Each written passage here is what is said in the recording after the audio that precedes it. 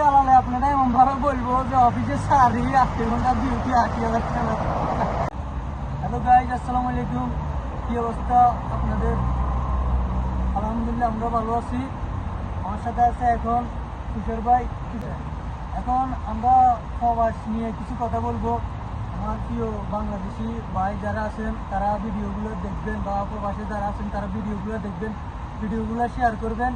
কিশোর ভাইয়ের সাথে কিছু প্রবাস নিয়ে আমরা কথা বলবো। প্রবাসের কী রকম পরিস্থিতি, প্রবাসে মানে দেশের অনুভূতি আর প্রবাসের অনুভূতি, কাজকর্ম কীরকম, মানে একটু ঘুরে বলো। এটা যদি তুমি আমাকে প্রশ্ন করো, উত্তরটা আমি এভাবে দিতে চাই। আসলে তুমিও বাংলাদেশ থাকতে বা আমরা সবাই বাংলাদেশের সৌদি আরবে আসার আগে আমরা বাংলাদেশি ছিলাম, এখনো বাংলাদেশি। যখন সৌদি আরবের মাটিতে আসছি আমরা হয়ে গেছি প্রবাসী। ঠিক আছে, এই প্রবাসের মাটিটা হচ্ছে কেমন, এটা হচ্ছে যখন আপনি বাংলাদেশের মাটি যখন ত্যাগ করবেন তখন বুঝতে পারবেন বাস্তবতাগুলো আর কি।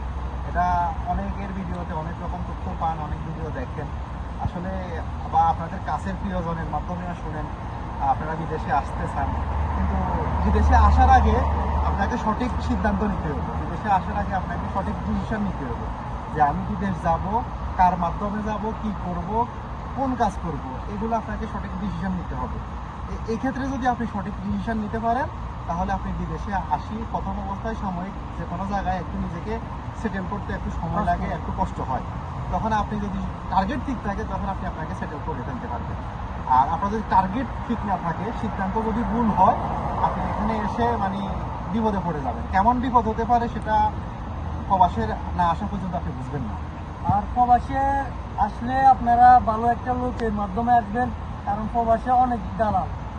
কারণ আপনারা হয়তো জানেন আপনার এলাকার বা ছোট ভাই, বড় ভাই, বন্ধু যারাই প্রবাসে আছে তাদের সাথে ভালো একটা পরামর্শ নেবেন প্রবাসে আসার আগে।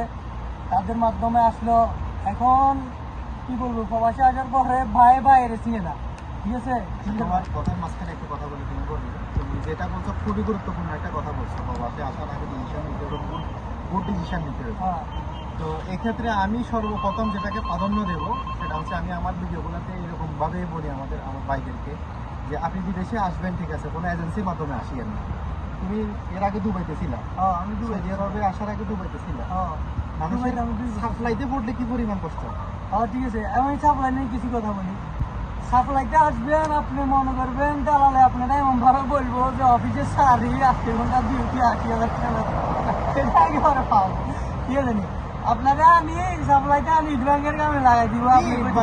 ইট ভাঙ্গার পরে আপনি ভাত খাবেন, এখানে আপনার ভাত খাইতে যে মান্থলি 400, 300, 400, 500 রিয়াল খরচ আছে, ওই রিয়ালগুলো অ্যারেঞ্জ করতে মানে আপনি কি বলবো, অবস্থা খারাপ। আচ্ছা, এখন সাপ্লাইতে আসবেন, একটা কথা বলি, আপনি আপনার ভাই হোক, আব্বু হোক, এমনকি বড় ভাই, ছোট ভাই যারা আছে তাদের সাথে আগে পরামর্শ নেবেন। যারা সৌদিতে আছে বা এমনকি বিভিন্ন রাষ্ট্রে আছে তাদের সাথে পরামর্শ নেবেন যে কীভাবে আসলে কীরকম হয়। আমার জানা মতে একটা কফি শপ বা বাকালা এবং কি রেস্টুরেন্ট ডাইরেক্ট কোম্পানিতে আসলে আমার মনে হয় অনেকটা ভালো হবে।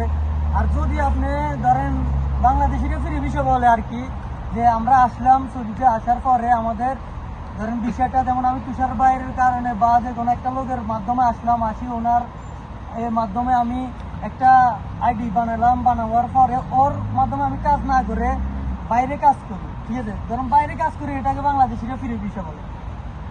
এরকম অনেক দালাল আছে, আপনাদের থেকে টাকা নিবে, এরপর আপনাদের এদেশে আনবে, 3 মাসের আকামা নিয়ে আনবে, আনার পরে আপনাদেরকে আর আকামা দিবে না। আমার 3 মাসে যাওয়া বলতে কোনো জামা নাই। আর হচ্ছে যাই টুরিস্ট, আপনি টুরিস্টে যে কোনো বিষয় আসলে আপনি 3 মাসের বৈধতা পাবেন।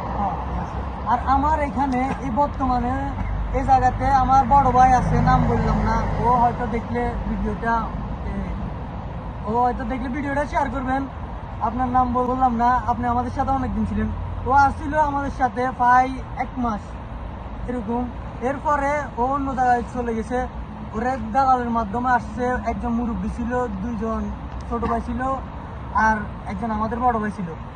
আসার পরে উনি এই জায়গাতে আসি এমন দালালের মাধ্যমে আসছে, ওনাকে প্রতি মাসে শুধু আইডিটা দিতেছে। ঠিক আছে, কিন্তু এখন পর্যন্ত ওনার আইডি, এমনকি খাওয়ার পয়সা, থাকার কোনো স্থান একটা ভালোভাবে দালালে এই ব্যবস্থা করে দিতে পারে নাই। এবং কি আসার আগে আমি আপনাদেরকে অনুরোধ করব যে ভালো একটা লোকের মাধ্যমে আপনারা আসবেন, আসে এরপরে ভালো একটা চাকরি যেন কফি শপ এবং কি বিভিন্ন রেস্টুরেন্টে যে আপনাদের স্থায়ীভাবে একটা চাকরি হয়। বাইরে দালালের মাধ্যমে আসি বিভিন্ন জায়গায় ঘুরে করবেন না, ভালো একটা মাধ্যমে আসি আপনারা বিষয়টা লাগানোর চেষ্টা করবেন। ধন্যবাদ। আপনি সৌদি আরবে থাকেন, ঠিক আছে, আপনি সৌদি আরবে আসেন, সেটাও ঠিক আছে, কিন্তু সব কিছু বুঝে শুনে একটু কেয়ারফুলিভাবে থাকার জন্য চেষ্টা করুন, এতটুকু আমি অনুরোধ করবো। ইনশাল্লাহ দেখা হবে নতুন কোনো এপিসোডে, নতুন কোনো ওকে, ভিডিও। ঠিক আছে। সালাম আলাইকুম, ধন্যবাদ সবাইকে, ভিডিওগুলো শেয়ার করবেন। আমি হৃদয়, উনি তুষার। ঠিক আছে, সালাম আলাইকুম।